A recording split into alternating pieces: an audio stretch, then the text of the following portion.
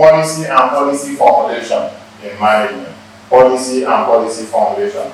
We quickly move down to policy. What is a policy?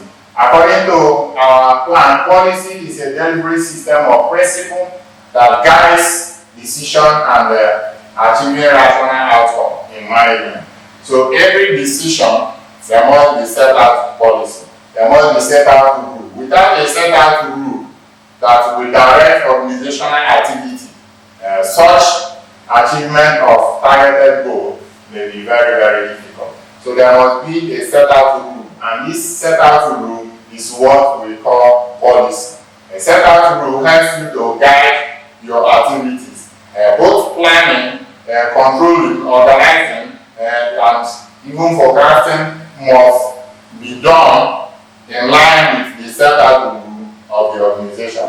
Without the set out rule, everything in that organization must go wrong. So, but the key here is, how do we formulate this set out rule? How do we formulate this set out rule? It's just like a country that has a defective constitution.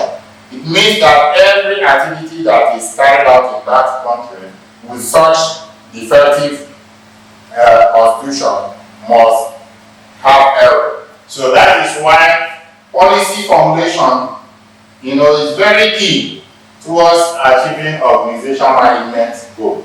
So formulation of this policy is key. It starts at the top of the planning process, because everything involved in the management must, be laid down from the policy or what we call the set out rule. So formulation of this matters for the manager of an organization. So let us look at types of policy. Here we have what we call this distributive policy. Distributive policy here, extends to goods and services to members of the organization, as well as distributing the cost of all those goods and services among members of this organization. So how do we, distribute our activities? For instance, we have different segments of managerial economies. So it means that for this organization to achieve their set out goal, there must be a distributive policy that goes from the staffing from the least staff to the top staff. So that flow through the communication. Both the service that they will deliver, they must flow from the smaller segment to the higher segment. Even the cost also must be there. So the policy must be distributed. Also, the regulatory policy will guide every unit on what is their limit of operation and how they operate. So that is the regulation. So it means that there must be division of kind of labor, that this and this is your framework. That is why in an establishment there are laid down duty, there are defined duty that every offices must play. Some may be in collecting, meals, some distributing, some producing, some, processing. So there must be every segment. So the regulation policy must control, all these segments. So again, we have constituency policy. Constituency policy are policies that is made that governs each of the constituency in that organization. So when we mean constituency here, there are some that are production. These are production constituency if you talk of business, or if you talk of politics, constituency means some localities that is being governed by a set out elected member of parliament. So the constituency. Another one is the miscellaneous policy. These are dynamic. They are not just static lists of rules or laws. So these are where you throw all unforeseen, that every other thing outside the defined regulation can be handled in these ways. So these are different types or segment of policy making. So look at policy formulation cycle. So a policy cycle framework suggests that the policy process developed along sequential logical stages of problem solving, in which policy decisions are made by decision makers, with one stage informing the next. So when we talk of policy cycling, we are talking of stages of those policies, decision-making stages. So for you to make an informed decision, there must be stages. So this is not self-contained stages, nor it is synonymous with the entire public policy-making process. Rather, these are specific stages in policy making that must be undertaken in order to achieve the set out goal. So the firms can be rooted in some stages of policy making.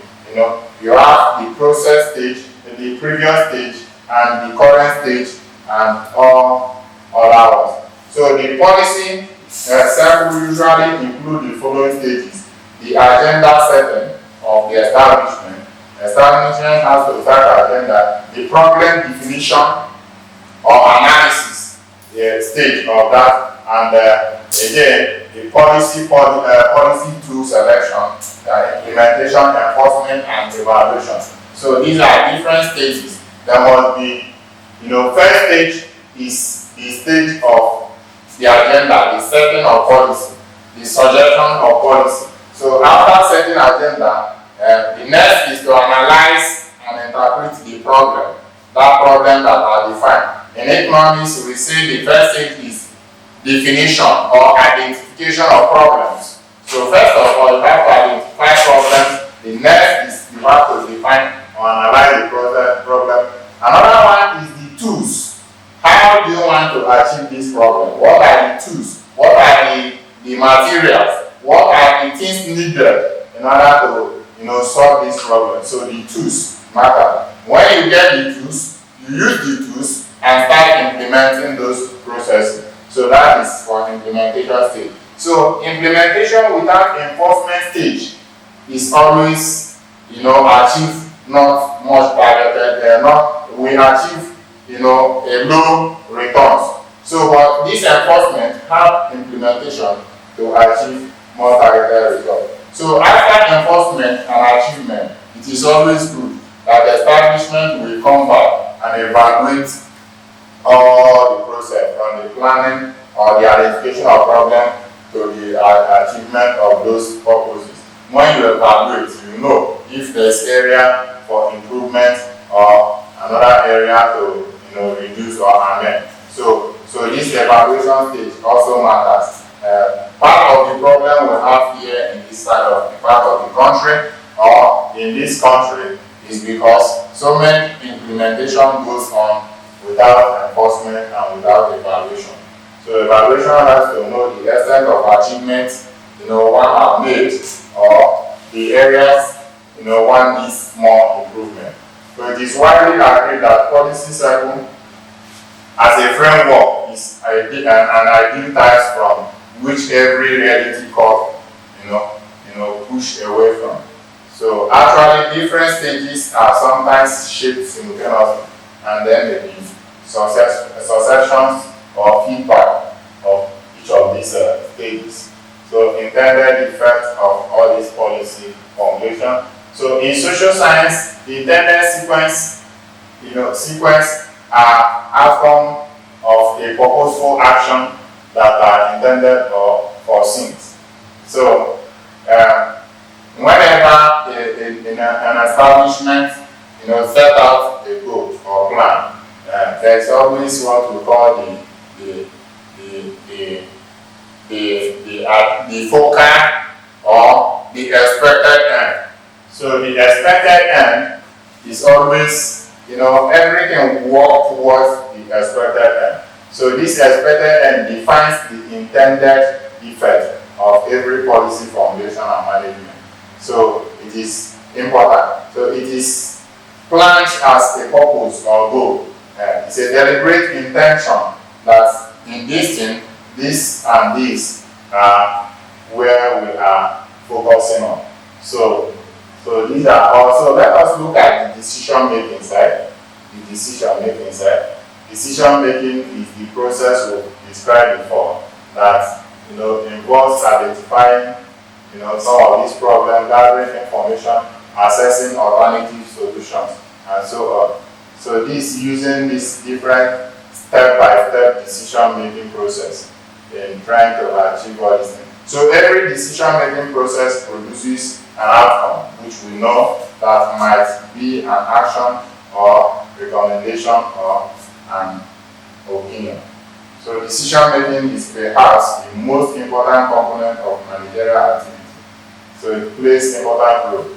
So as you've seen it. So the quality of managers' decision-making is often judged on whether the stakeholders who will be affected are pleased with the decision or not. But apart from pleasing the stakeholders, the output or the outcome of every action determines the quality of managerial decision.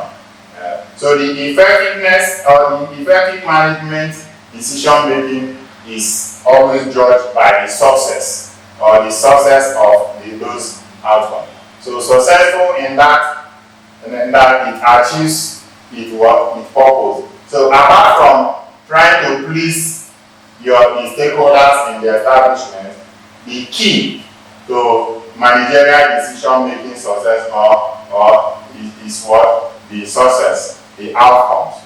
Well, every decision has an outcome. So the outcome defines how good the managerial decision-making is being judged